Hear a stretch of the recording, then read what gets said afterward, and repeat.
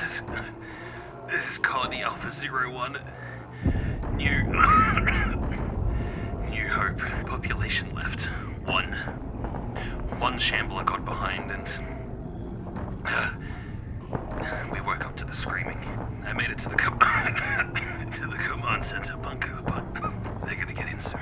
I hope someone sees this. Maybe you can learn from our mistakes. We did try our best.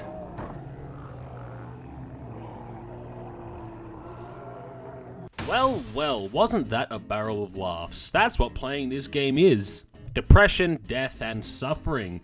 They Are Billions, developed by Numanthian Games, is an apocalyptic city-building survival game about failing to survive the zombie apocalypse because you didn't realize a single section of wall wasn't built and one zombie got inside and bloody ruined everything. God damn it!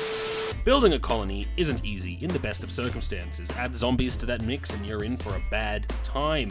Or in this case, a very fun time. Spending an hour and a half building a city, managing resources, surviving waves after waves of undead, only to lose horribly for a small mistake is immensely frustrating. But somehow they've made it very fun. Remember, pain is good, suffering is life, and life is also good. The story of They Are Billions takes place in the late 22nd century after an outbreak of super rabies has devastated the human population, so much so that only a few thousand have survived. Building a super fortress in the remains of a crater under the militaristic rule of Emperor General Quintus Crane, humanity has endured. Crane, declaring a 17-step plan to retake territory for humanity, charges his best generals and administrators with securing land and starting new colonies. However, Quintus seems to have forgotten one important factor, and that's the power of focused autism. 13 years of failure later, you arrive. Focusing all your manlet brain power, you create and defend new colonies against the never-ending hordes of the dead. Managing wood, stone, iron, oil, gold, food, and workers, you build defenses, plan housing commissions, hire armies, and attack the zombies. Each mission has different objectives that you need to achieve, but all of that's okay and irrelevant because most likely you'll die before you ever achieve them, so don't worry about it. The story is split into two sections. The main story of expanding the empire, taking precedence, while the story of the outbreak and the history of the downfall of humanity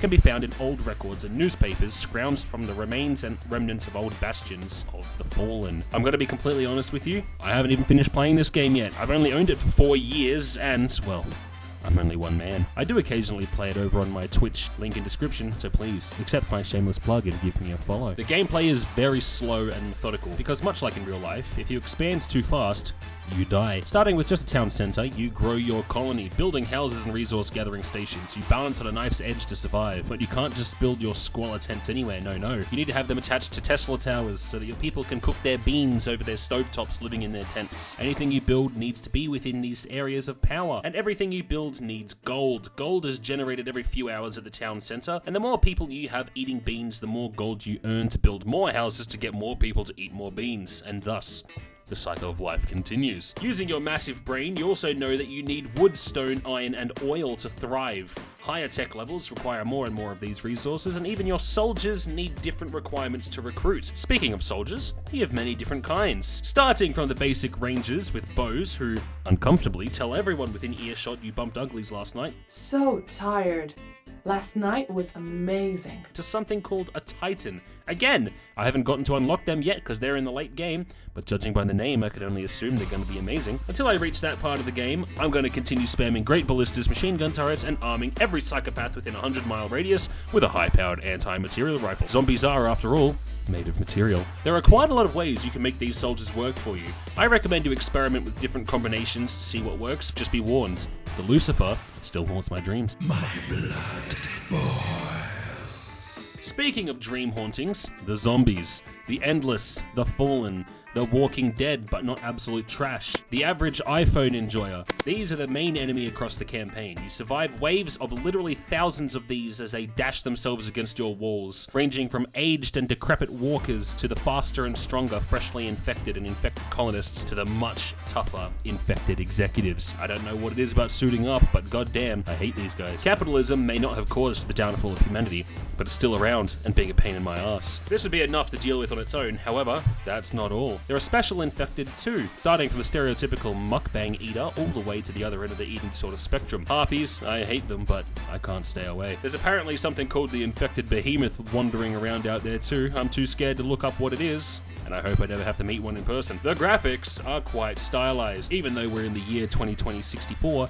the release of the iPhone 37X had caused a regressive surge of technology, forcing society back into the 19th century steampunk-esque style we see here. I really like it. Everything is clean, crisp, and definable. It's easy to see from above what is where and where everything is, and it's pleasing. Laying out your city in such a way that it looks like a proper city and not a hot mess is very satisfying. The music is amazing. Full orchestra soundtracks swell to crescendo when swarms of infected rush your walls. It really gets you on the edge of your seat and suits perfectly. The zombies all sound distinct and disgusting. You'd hate to hear that sound coming from the room next door or behind your walls. The ambient sounds are disconcerting as all hell, so even turning off the music and just having the sound of rain and zombies is enough to get your jimmies rustled. All in all, I really enjoy this game. It's frustrating and difficult, but much like an abusive relationship, I keep coming back. After all, they have pizza. Thank you for watching.